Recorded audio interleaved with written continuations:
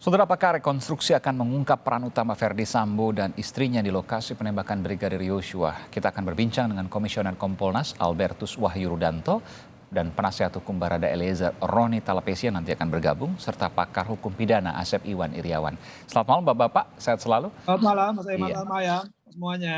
Baik, saya ke Bung Wahyu dulu. Bung Wahyu, besok akan direncanakan rekonstruksi pertama ya. Ini sejak luar biasa dari 8 Juli kejadian ini besok 30 Agustus ya. Besok ya 30 Agustus 2022, hampir 2 bulan. Apa yang diharapkan dari rekonstruksi yang akan dilakukan besok? Jadi, terima kasih Mas Aiman. Besok Kompolnas sesuai dengan undangan dari Barreskrim akan hadir. Komnas HAM juga diundang. Ya. Kami tadi siang sudah rapat dan memutuskan untuk nanti yang akan hadir dari kami 2 komisioner, Pak Puji Hartanto dan Pak Yusuf. Oke. Mengapa pilih 2 orang itu karena beliau berdua itu yang kemarin hampir 13 jam lebih mengikuti sidang kode etik. Ya, jadi biar cocok apa yang kemarin didengar di sidang kode etik dan apa nanti yang dilihat di dalam rekonstruksi. Lalu apa yang dilakukan Kompolnas? Tentu sesuai dengan tupoksi kami akan mengawasi semua proses, semua yang di lapangan karena kewenangan untuk urusan kan penyidik. Jadi yang punya kerja kan ini penyidik. Jadi Bung Wahyu, besok akan menjadi pengawas dalam rekonstruksi meskipun ya rekonstruksi ini pasti diperlukan. Ya. Juga ada kemungkinan atas permintaan jaksa juga karena tadi Jampidum Fadil Zumhana mengatakan bahwa ia belum mendapatkan informasi terkait dengan anatomi kasusnya. Dan anatomi kasus itu hanya bisa dilakukan lewat rekonstruksi, hanya bisa diperjelas lewat rekonstruksi. Betul demikian? Ya, mungkin kalau soal teknis nanti Pak Asep lebih detail ya. Tapi Komnas kan melihat begini, sesuai dengan apa yang menjadi harapan Bapak Presiden dan juga Kapolri janji, ini memang pengen akselerasi. Sehingga sidang kode etik pun baru pertama kali ini sidang kode etik sampai 1 hari dan langsung putus. Kemudian karena ini rekonstruksi ini kan untuk mencari persesuaian menguji persesuaian antara keterangan saksi dan terdakwa, tentu harapannya yang selama ini menjadi problem P19 itu nanti setidaknya bisa terbuka di sini. Informasi yang saya peroleh memang jaksa juga akan hadir. Bagi Kompolnas, kita sengaja hadir dan mensupport ini agar segera cepat selesai karena publik sudah lelah.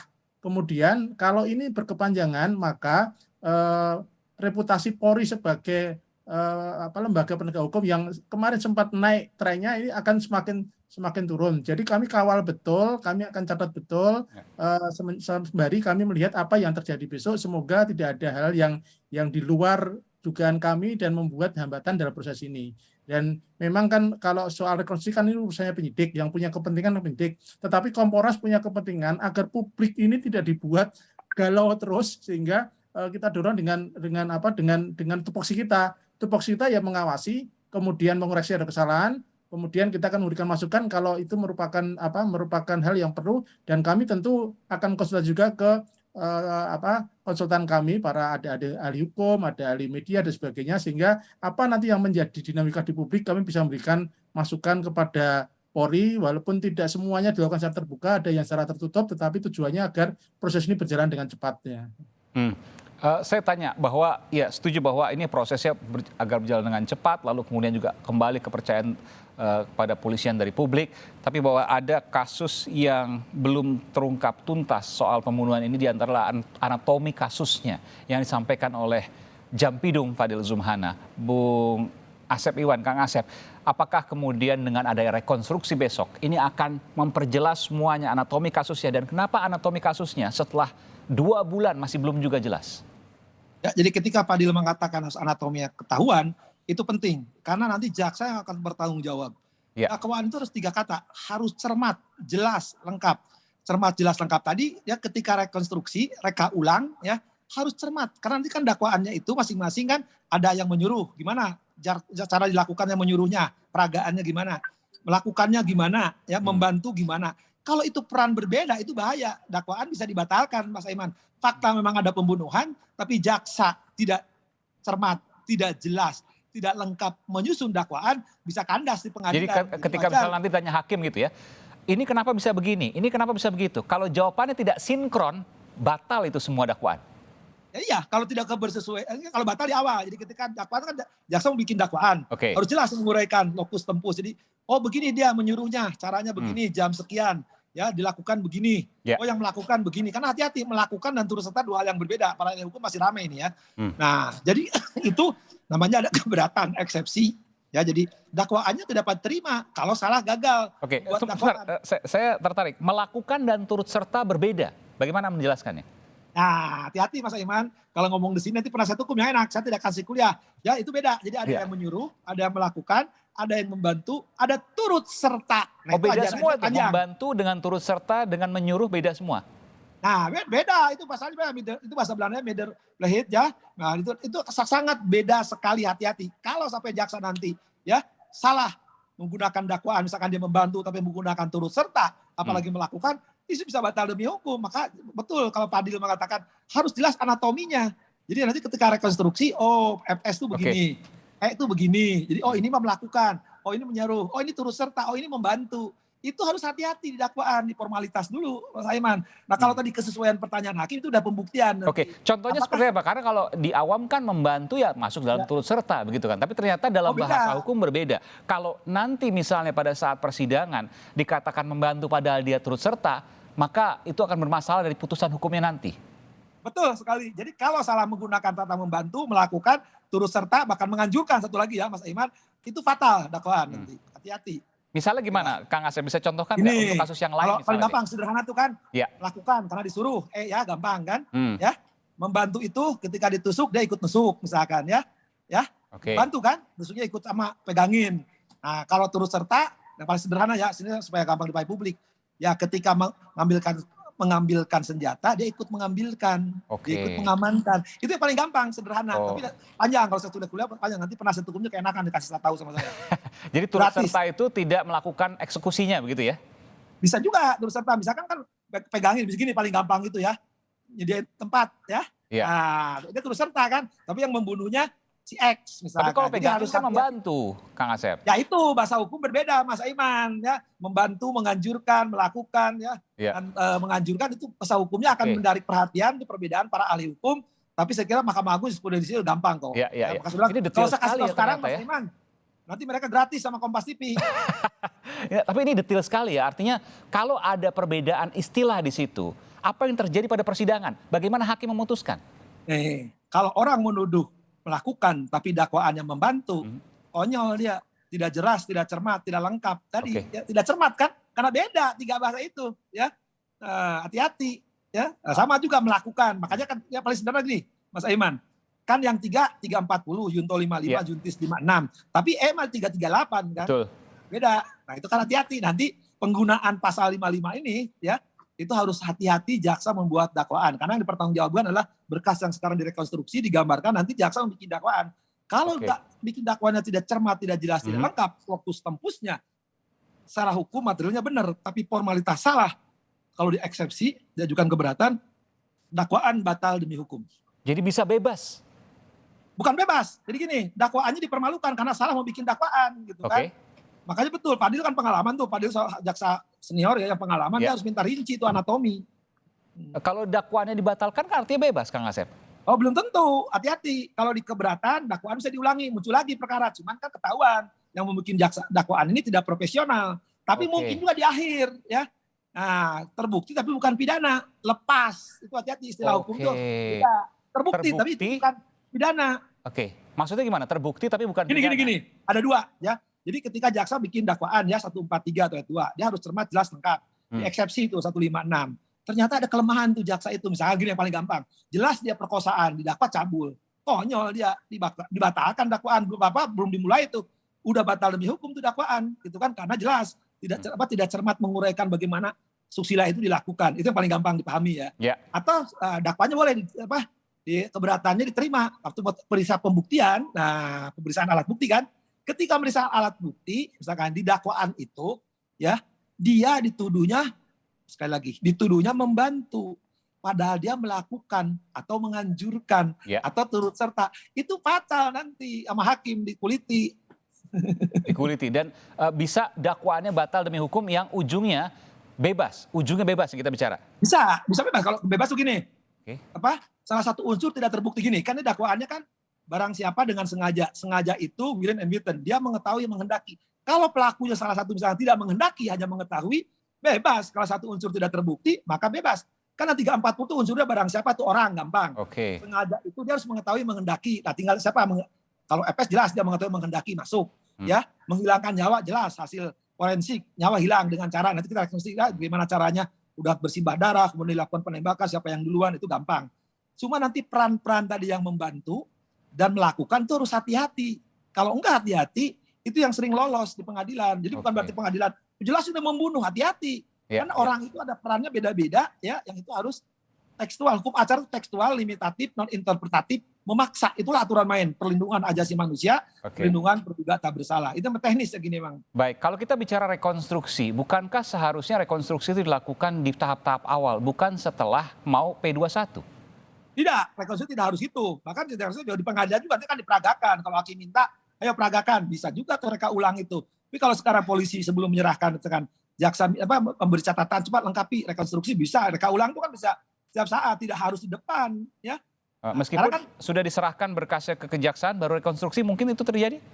Oh boleh, kalau misalkan jaksa catatan tolong dilengkapi, itu kan seminggu dan 2 minggu itu justru penyidik harus melengkapi berkas-berkas yang belum, ini lengkapi, ini kurang itu, termasuk tadi kurang gambar rekonstruksi gitu kan. Nah itu susulkan, itu boleh kok. Ya. Bahkan sampai di pengadilan pun nanti hakim akan memperagakan. Coba gimana kamu nyuruhnya gimana? Posisinya terdakwa di mana? Posisinya kamu saksi di mana? Itu bisa kita peragakan di ruang sidang. Di ruang sidang, baik. Dan istilah-istilah tadi membantu, menyuruh, turut serta, bersama-sama itu beda semua ya. Nah 5 itu istilah setidaknya. Salah satu untuk menggunakan, salah menggunakan, maka akan bermasalah di dalam dakwaannya dan bisa dakwaan batal demi hukum. Ya, karena tidak cermat, tidak jelas, tidak lengkap. Cermat itu kan harus teliti kan? Itu melakukan atau turut serta. Tidak lengkap, rinciannya apa dia melakukannya, turut sertanya apa. Itu pentingnya CJL, cermat, jelas, lengkap. Maka saya bilang betul Pak Jaksa Agung. Kenapa saya tanyakan ini, Kang Asep, nanti saya akan tanyakan juga ke Bung Wahyu. Karena kan ini kronologisnya, lalu kemudian peristiwanya kan berubah. Dan ini kemudian membuat masyarakat juga bingung, lalu kemudian juga hasil dakwaannya juga, saya belum tahu nanti bagaimana kemudian hasil dakwaan tersebut nanti akan dibuat oleh jaksa setelah rekonstruksi. Artinya harus rigid betul, harus ketat betul bagaimana kemudian menyusun dakwaan. Kang Asep. Ya, tadi saya bilang kuncinya 143 cuma 3 kata, Mas Aiman. Jadi harus cermat, jelas, lengkap, uraian, lokus, tempus. Atau bahasa sederhana, bagaimana pembunuhan itu dilakukan oleh peran FS, RR, KM maupun PC. Nah itu harus cermat, detail, teliti misalkan ya. Itu harus cermat, detail, cermat bahasa Indonesia bisa lihat ya, detail, teliti. Jelas itu perannya, jamnya, gimana dia melakukan ya. Lengkap, semua tuh satu sama lain saling berkaitan, bersesuaian. Bung Wahyu, ini saya baru mendengar pertama kali ya dari Kang Asep bahwa memang harus ketat betul, harus rigid betul. Memang nanti yang dilakukan adalah soal mengetahui anatomi kasusnya, siapa melakukan apa. Kurang lebih begitu ya Bung Wahyu ya? Ya. Jadi besok ini akan dilakukan rekonstruksi dan rekonstruksi ini menjadi penting karena semua akan tertuang nanti di dalam berita acara pemeriksaan yang kemudian sudah diserahkan kepada kejaksaan. Meskipun masih bisa berubah dong nanti. Dan saya tanya juga ke Kang Asep, Bung Wahyu, apakah mungkin bisa berubah juga nanti? Oleh karena itu, tadi kita sepakat yang besok hadir itu 2 komisioner kami, Pak Puji Hartanto dan Pak Yusuf, karena 2 beliau itu kemarin full mengikuti ketika sidang kode etik, kan banyak penjelasan dari saksi-saksi ya, sehingga agar sinkron, sehingga kita sengaja tidak mengirim, karena dari pihak Barreskrim hanya membolehkan 2 orang untuk, karena tempatnya kan kecil. Dan Pak Puji mantan polisi juga, jadi tahu pernah menjadi penyidik juga. Yang satunya sarjana hukum, ini lagi ngambil doktor. Dan saya udah ke TKP, kan kecil TKP-nya. Kalau orang banyak kan juga nanti justru mengganggu proses. Betul. Dan besok Pak Puji dan Pak Yusuf ya akan juga terbuka untuk memberikan keterangan pada wartawan. Harapannya tentu sepanjang tidak mengganggu etika atau norma-norma yang menjadi domainnya penyidik. Ya pasti. Karena selama ini Pak Yusuf dan Pak Puji kan jarang muncul di media. Tapi besok karena memang menjadi saksi langsung rekonstruksi, bagaimana kemudian perkembangannya akan disampaikan oleh Kompolnas lewat Pak Puji dan Pak Yusuf ya, Bung Wahyu ya. Baik, saya ke Kang Asep. Kang Asep, jadi kalau seandainya rekonstruksi ini digelar setelah berkas itu diberikan kepada kejaksaan, artinya kalau ada perubahan, BAP-nya berubah lagi? Gini, Mas Aiman, di KUHP itu diatur seminggu mempelajari, terus 2 minggu dibalikan lagi. Ya. Polisi dikasih waktu 2 minggu, itu KUHP aturannya. Ya bahkan tidak hanya itu Mas Aiman, saya tunjukkan lagi supaya nanti pada ini. Nanti pun ketika ke pengadilan, kalau pengadilan punya catatan itu berkas supaya diperbaiki juga sama kejaksaan, itu ada aturannya. Jadi hati-hati karena dasarnya di pengadilan itu dakwaan yang dipakai, bukan yang lain-lain ya. Jadi dakwaan ini benar apa enggak? Tadi 3 kata tadi ya.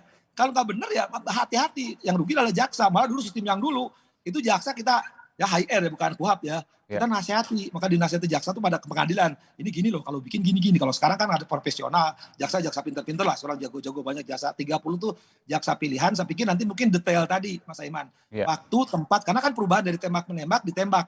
Karena salah satu jadi persoalan juga, ketika si E melakukan penembakan sudah terjadi atau belum, bersimbah darah sudah meninggal atau belum. Nah di situ, PC kan ada, KM apa yang lakukan, RR apa yang dilakukan, itu akan semakin jelas. Jadi kalau itu semakin jelas anatominya tadi istilah Pak Fadil itu akan memudahkan jaksa membuat dakwaan. Karena kalau ketelingsut dikit, hati-hati. Hakimnya kalau hakimnya jeli, beberapa hakim tuh yang hafal dakwaan itu bisa nyangkut, suruh ngulang, istilahnya suruh hair lah. Kalau mahasiswa saya itu SP, suruh hair lagi tuh. Suruh ngulang, baik. Ini kita bicara bagaimana kemudian dakwaan disusun, mungkin sekitar 2 pekan ke depan ya, atau mungkin 3 pekan maksimal, lalu kemudian langsung diajukan ke pengadilan. Pengadilannya pasti nanti Pengadilan Negeri Jakarta Selatan. Betul ya, Kang Asep ya? Ya, jadi nanti kan ini kalau lokasnya di belakang rumah saya, Duren Sawit itu kan, Duren 3, Duren Sawit. Nah, Duren 3, masuk wilayah Duren 3, masuk wilayah selatan, jadi di selatan. Tapi kalau saya perhatikan, ya jaksa yang 30 dipersiapkan juga jaksa-jaksa profesional, mudah-mudahan tidak terjadi sesuatu. Hakim juga di selatan, ya saya pikir juga lumayan lah, itu kan bagus-bagus juga, hakim yang terbaik nampaknya akan diturunkan. Cuma nanti jangan sampai kesalahan formalitas, ya kalau substansi, oke lah kita udah tahu lah ada pembunuhan dilakukan ABCD. Cuman kalau salah formalitas hati-hati, kalau ketemu hakim-hakim yang jeli, teliti, detail, bisa konyol itu. Oke, ini berarti dakwaannya harus betul-betul diperiksa detail dan jangan salah dari sisi bahasa karena itu memunculkan sebuah resiko yang besar dari sisi dakwaan, nanti dakwaan batal demi hukum. Tentu ini menjadi informasi yang menarik. Terima kasih Kang Asep Iwan Iryawan. Terakhir ke Bung Wahyu, apa yang menjadi harapan dari konstruksi ini? Harapan kita konstruksi ini akan semakin selain memperjelas juga mengurangi distorsi informasi, dan selain itu juga seperti catatan dari jaksa peneliti, apa yang menjadi kekurangan-kekurangan itu segera dilengkapi karena kita berharap cepat tapi juga hati-hati. Artinya kalau Kang Asep bilang ada cermat jelas lengkap, yaitu wilayah yang harus benar-benar dilengkapi sehingga jangan sampai nanti jaksa juga menjadi blunder lagi karena ini kan diikuti oleh semua publik. Jangan sampai nanti gara-gara tadi yang Kang Asep bilang kesalahan formalitas lalu menjadi ini ada main-main lagi. Komnas nggak ingin seperti itu. Jadi kita kawal betul sesuai dengan tupoksi kita, tetapi teman-teman yang sesuai dengan tupoksinya ada penyidik, ada jaksa juga kita harapkan tadi cepat, hati-hati tapi cepat sehingga segera ke pengadilan, segera terbuka, publik segera paham apa yang terjadi dan kita jadi normal lagi lah dengan jangan 2 bulan lebih kita dibikin melodrama yang sangat panjang ini Mas ya.